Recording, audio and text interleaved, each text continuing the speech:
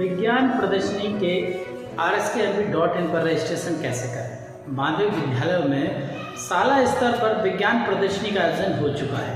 अब इनके रजिस्ट्रेशन 25 अक्टूबर से लेकर 27 अक्टूबर के बीच होना है।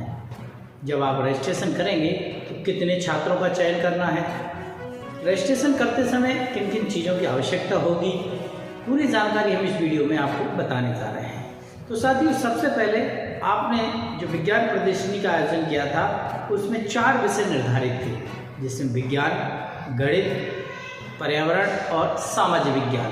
प्रत्येक विषय में 2 छात्रों का चयन आपको विद्यालय स्तर पर करना था। 8 बच्चों का चयन कर लिया है आपने। 8 बच्चों के जो मॉडल बनाए गए हैं उन मॉडलों को आप फोटो क्लिक कर रख लीजिए। जो आप फोटो क्लिक करके रखेंगे उसका साइज 2 MB तक होना चाहिए, क्योंकि जब हम RSK पर इसकी एंट्री करेंगे तो ये चीज़ें वहाँ पर मांगी जाएंगी। चलिए विद प्रैक्टिकल हम समझते हैं कि कैसे rskmp.in पर जाकर हम विज्ञान प्रदर्शनी के रजिस्ट्रेशन करेंगे। तो साथियों, किसी भी ब्राउज़र को आप ओपन कर लीजिए, क्रोम या गूगल जो भी आप चलाते हो उसको ओपन कर लीजिए। जैसा हम साइड में आपको स्लाइड बता रहे हैं, सबसे पहले आप ब्राउज़र पर आप लिखेंगे या गूगल पर या क्रोम पर rskmp.in, इस पर आप लिख कर सर्च कर दीजिए। सर्च करने के बाद जो पहला टॉप पर जो ब्लू कलर से आपको दिख रहा है RSK की वेबसाइट दिख रही है, इस पर आप क्लिक करेंगे। जैसे ही आप क्लिक कर देते हैं साथियों, तो आप लॉगिन वाले पेज पर पहुंच जाएंगे। सभी शिक्षक साथियों को इस वेबसाइट पर जाने के बाद इस पेज पर आपको लॉगिन करना है। लॉगिन करने के लिए 2 चीज़ों की आवश्यकता होगी, एक यूनिक आईडी, दूसरा डेट ऑफ बर्थ। तो शाला के प्रधानाध्यापक अपनी यूनिक आईडी ऊपर यूजर नेम में फिल करें, पासवर्ड में अपनी जन्म दिनांक को अंकित करें। उसके बाद जो गवर्नमेंट स्कूल है तो गवर्नमेंट को सिलेक्ट करेंगे, यदि कोई प्राइवेट स्कूल है तो उसको प्राइवेट स्कूल सिलेक्ट करेंगे। तो सभी लगभग गवर्नमेंट स्कूल हैं। इसके बाद आप जो कैप्चर दिया गया है उस कैप्चर कोड को डालेंगे और लॉगिन कर देंगे। इतना करने के बाद आप सक्सेसफुली लॉगिन हो जाएंगे। अब लॉगिन करने के बाद आप RSK की वेबसाइट पर पहुंच जाएंगे, जहां पर हमें विज्ञान प्रदर्शनी के रजिस्ट्रेशन करना है। तो सबसे पहले हम विज्ञान या साइंस एग्जीबिशन लिखा हुआ है, देख रहे हैं टॉप पे लिखा हुआ है, उस पर आपको क्लिक करना है। जैसे ही आप उस पर क्लिक करेंगे तो 2 ऑप्शन दिखाई देंगे, रजिस्ट्रेशन न्यू और रजिस्ट्रेशन समरी। तो रजिस्ट्रेशन न्यू पहले ऑप्शन पर हमें क्लिक करना है। जैसे ही हम रजिस्ट्रेशन न्यू पर क्लिक करते हैं तो जो विंडो ओपन होती है उस विंडो को आप देखें। जो नई विंडो ओपन हुई है उसमें आप देखें ऐड प्लस लिखा हुआ है। जैसे ही आप ऐड प्लस पर क्लिक करते हैं तो एक फॉर्म आपके सामने डिस्प्ले हो जाएगा, जिसमें आपके बच्चों की डिटेल लिखी है। मान लीजिए विज्ञान विषय में आपने 2 छात्रों का चयन किया है, तो दोनों छात्रों की एंट्री 1 by 1 होगी। पहले छात्र की एंट्री जो फॉर्म दिया गया है इस पर कर दें, बच्चे की क्लास का चुनाव कर लें, बच्चे का नाम लिख दें, बच्चे का मॉडल का टॉपिक क्या है उस मॉडल का टॉपिक लिख दें। उसके बाद उसके बारे में शॉर्ट में कुछ डिटेल लिख दें और नीचे लिखा हुआ है चूज, जो आपने फोटो खींच के रखा है जिसका साइज 2 MB का होना चाहिए। चूज पर आप क्लिक करेंगे तो आप गैलरी में पहुंच जाएंगे, वहां से फोटो को यहाँ पर अपलोड कर देंगे। अपलोड करने के बाद लास्ट में सबमिट कर देंगे।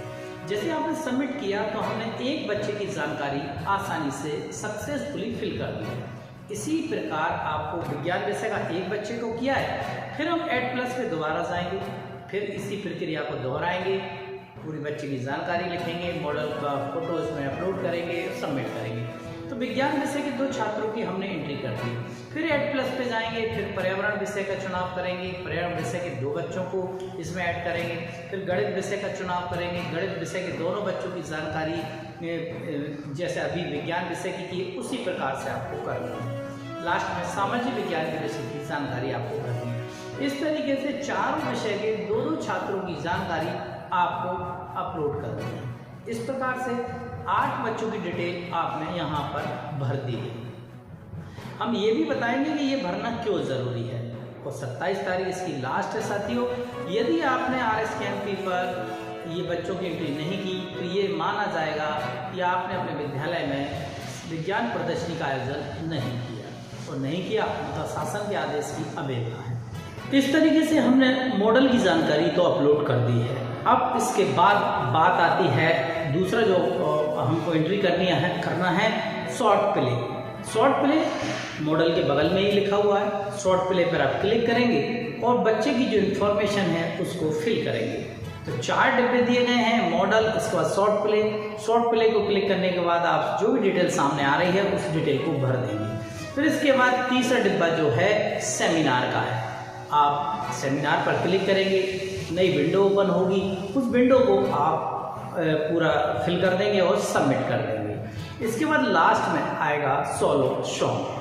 बच्चे ने जो स्कूल में सोलो सॉन्ग आपने कंपटीशन कराया है उसमें जो बच्चे चयनित हुए हैं उस बच्चे की जानकारी यहाँ पर भरनी है।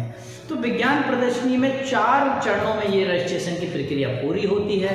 पहला है मॉडल, दूसरा है शॉर्ट प्ले, तीसरा है सेमिनार और अंतिम है आपका सोलो सॉन्ग। चारों कैटेगरी में बच्चों की डिटेल आपको भरनी है और भरने के बाद आप उसको सेव कर दीजिए। सेव करने से अब आगे क्या होगा, जनशिक्षा केंद्र स्तर पर जब विज्ञान प्रदर्शनी का आयोजन होगा तो जो आपने बच्चों के नाम भरे हैं वही नाम आपको जनशिक्षा केंद्र की लॉगिन जैसे करेंगे उन्हें वही नाम दिखाई देंगे। मान लीजिए आपने विज्ञान प्रदर्शनी का आयोजन बहुत शानदार अपने विद्यालय में किया परंतु बच्चों की एंट्री RS की एंट्री पर नहीं की तो ये समझ लीजिए उन बच्चों को कोई लाभ नहीं मिल सकता। लाभ केवल उन्हीं बच्चों को मिलेगा, सहभागिता केवल वही बच्चे कर पाएंगे जो कि शाला स्तर पर चयनित छात्रों का रजिस्ट्रेशन एंट्री RSKMP.in पर करेंगे।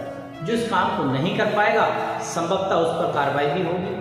तो ये सारी प्रोसेस हमने बता दी है। इसके संदर्भ में फिर भी यदि कोई सवाल हो आपको लगता है कुछ पूछना हो तो आप हमसे ज़रूर बताएं, हमें बताएं, हम आपकी समस्या का समाधान करने का प्रयास करेंगे।